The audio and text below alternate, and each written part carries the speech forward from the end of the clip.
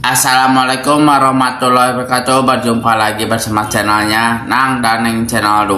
Saya bersama Nang. Biasa ya akan bahas tentang Aisyah kembali. Ini juga ada yang soal bab Opa Gala ya, yang lagi rame soal yang menyindir karena antar negara mungkin ya, yang soal permasalahan orang Indonesia dan Malaysia. Jadi banyak yang mengulik-ngulik, katanya itu karena kesalahan babanya Aisyar, itu karena salahnya Aisyar. Terus yang Opa Gala gara-gara puji. Ya namanya juga netizen ya, banyak yang mengomentari yang enak dan gak enak. Gimana kalian? Yuk kita tonton videonya.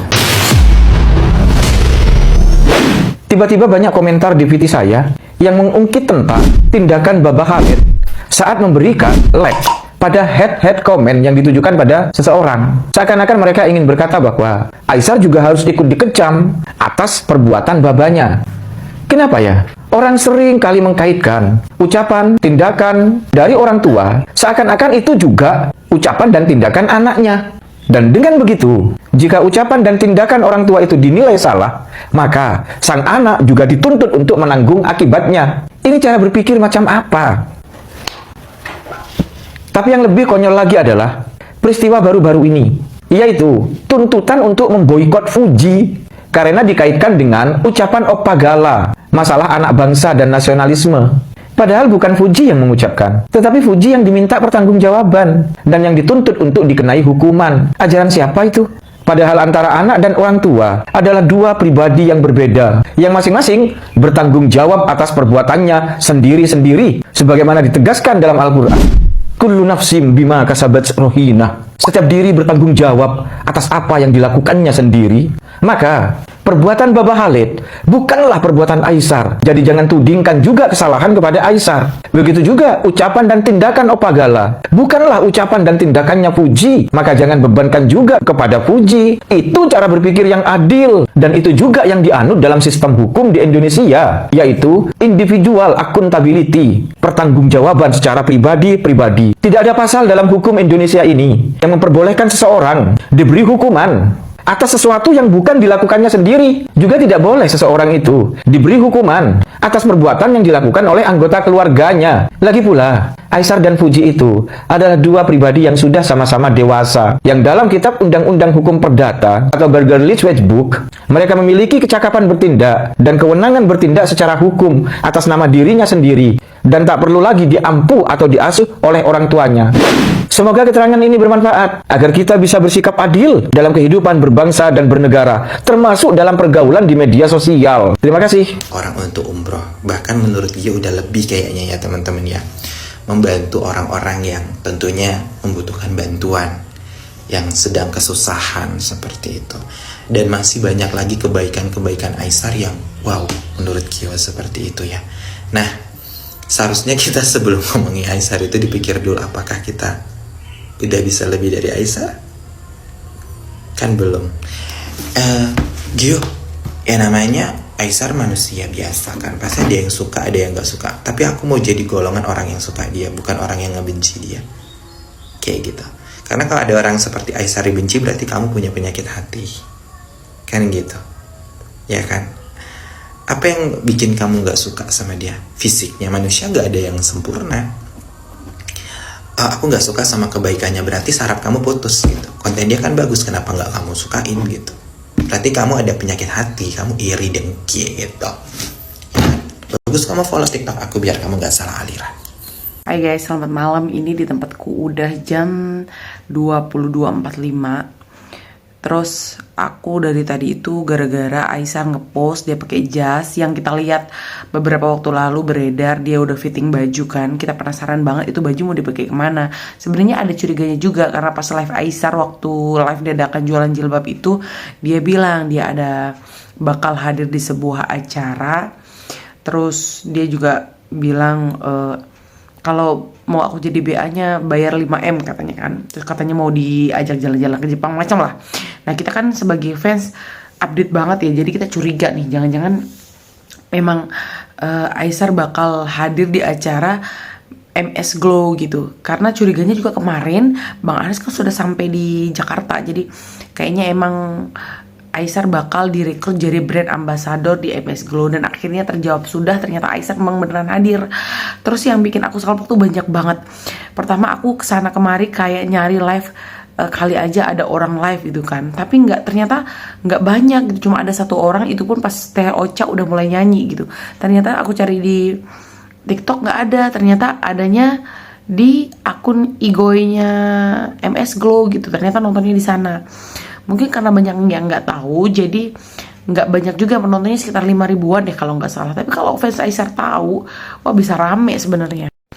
Bahagia banget di sana, ternyata Aisar ketemu sama Ibu Icis yang udah jadi teman collabnya, dan kalau beneran mereka bener-bener jadi BA, udah tanda tangan kontrak, wih bakal makin seru karena mereka udah jadi temen apa ya, rekan kerja, bukan lagi teman collab aja. Tapi karena aura Aisar ketemu sama Bu Icis tuh emang klop banget sih menurut aku.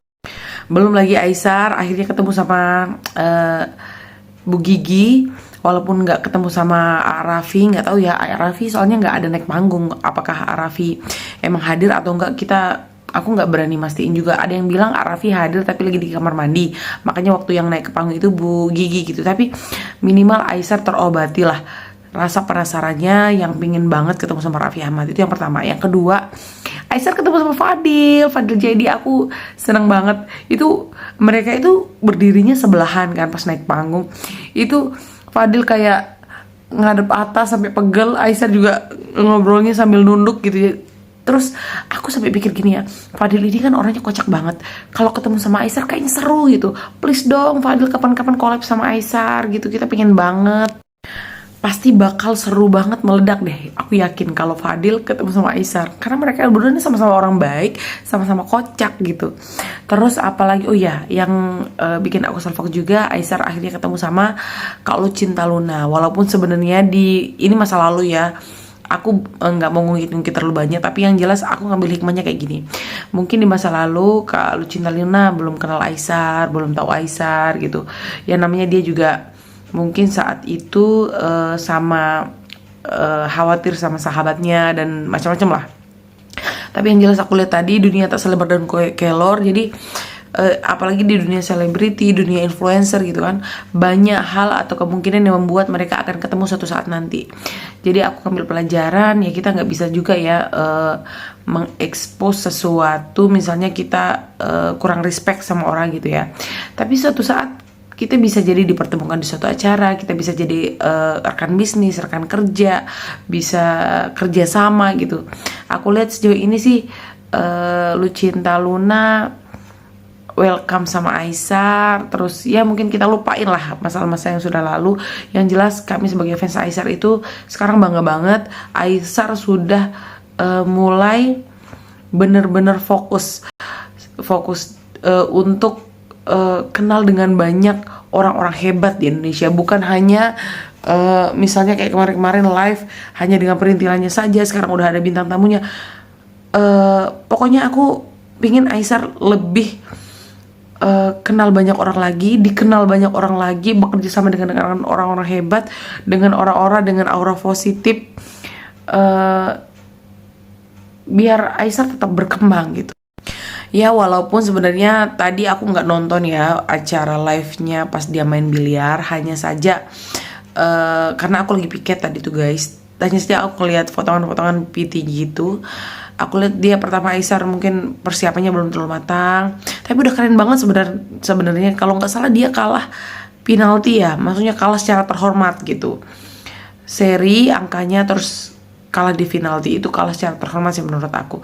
Terus yang kedua mungkin Aisar juga aku lihat belum sarapan, dia sepertinya lelah juga, jadi nggak terlalu fit. Tapi di luar itu semuanya dia udah berusaha maksimal. Tapi aku bangga banget dia ketemu banyak orang-orang hebat seperti aku bilang, ketemu sama Denny Caknan, ketemu sama Bang Billy, ketemu sama banyak lagi orang-orang hebat. Pokoknya aku bahagia banget akhir-akhir ini ngelihat Aisar sudah mulai banyak muncul di event-event keren, bukan hanya berdiri sendiri untuk live gitu. Jadi dia akan berkembang ke depannya, dikenal lagi oleh banyak orang-orang hebat gitu aja sih. Ya, kalau menurut kalian gimana penampilan Aisar hari ini? Keren banget, warna jasnya disesuaikan dengan warna MS Glow for Men ya, abu-abu tua campur hitam gitu. Keren banget pokoknya. Ini aku udah ngantuk banget guys. Aku rela-relain buat VT kali ini karena udah capek banget dari tadi ngeliat kesana kemari nyari live orang yang bisa nunjukin di mana Aisar. Seperti biasa. Udah dulu ya guys. Sudah malam. Next kita buat VT lagi. Sorry aku sering ngilang banget karena aku memang orangnya sibuk banget. Banyak hal yang harus aku kerjakan. Tapi walaupun aku nggak buat VT, komentar kalian selalu aku baca. Kalian ngetek aku selalu ngeliat. Aku juga selalu cari tahu setiap menit perkembangan Aisar.